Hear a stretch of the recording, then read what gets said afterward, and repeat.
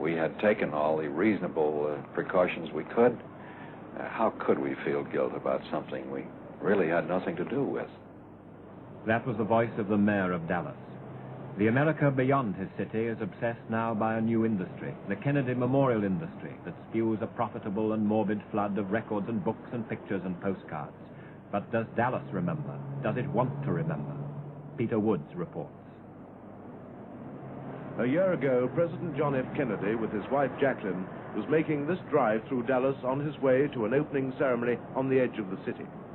It was very much a day like this, warm sunshine with the temperature in the 70s, not a cloud in the sky.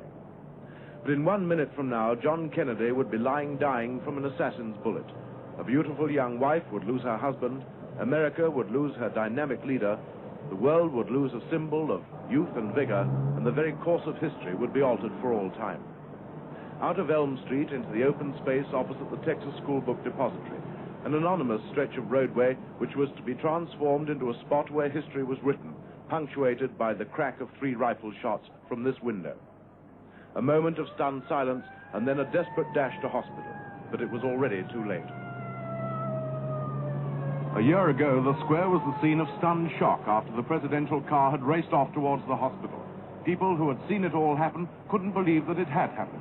The horror, the grief, the disbelief everyone in Dealey Plaza felt that afternoon was reflected in the face and voice of one eyewitness. Strike you when you come to Dallas a year later. The first is that there's nothing at all here in Dealey Plaza to denote the fact that one of the world's great men died here. There's no monument, there's not even a plaque. People used to put flowers down here, but they don't even do that anymore. And the second point, which is brought home when you talk to the people here in Dallas a year later, is that although this is the anniversary of President Kennedy's death, and no doubt it'll be marked throughout the world, here in Dallas, where it all happened, very few people feel that there's any point in commemorating this day as a special day. Well, I think it's all best forgotten because, well, he was a great man. But so was Lincoln. And he's gone. We can't bring him back. And I really believe that it would be best that it is forgotten. Well, I think that he was a very wonderful man, but I don't see any need in going on and having any more to say about it. He's dead, he's gone, and he had his memories, but he was a good man. But I think it's best that it should all be forgotten and just let it, rest. I think it should be forgotten. But surely a man like Kennedy dying here, it's a year ago now. Well, that's true, but I think that it keeps her upset. The way I feel about it. I think it's best to forget all about it and wipe it clean so it won't be brought up. Keep it going all the time. I think the best for the city of Dallas is to wipe the slate clean. After the assassination, sensation hunters were offering £10 a night for the rooms which Lee Oswald rented in a lodging house on the edge of the city. Today, the lodging house has several rooms to rent, among them Oswald's. The local cinema, where Oswald was cornered after killing a policeman soon after the assassination, did a roaring trade.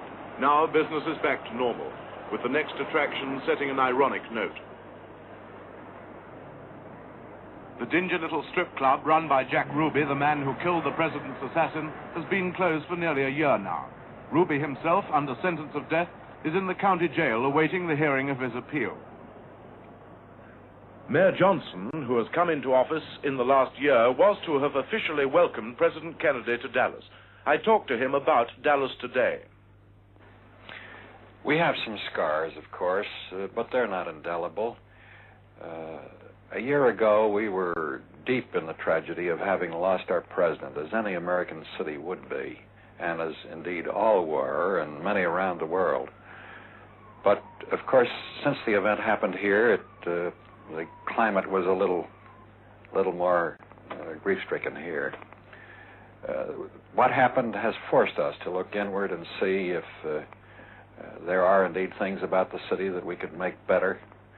And we've tried hard to do that. And I think if one can say that anything good comes of a tragic event of this sort, this must be what has happened, because we have now come to the point where we're pinpointing our goals and our plans to achieve them, and we're trying to be not the biggest, not the richest, not any other kind of city, except the best we know how to make it in the broadest and best.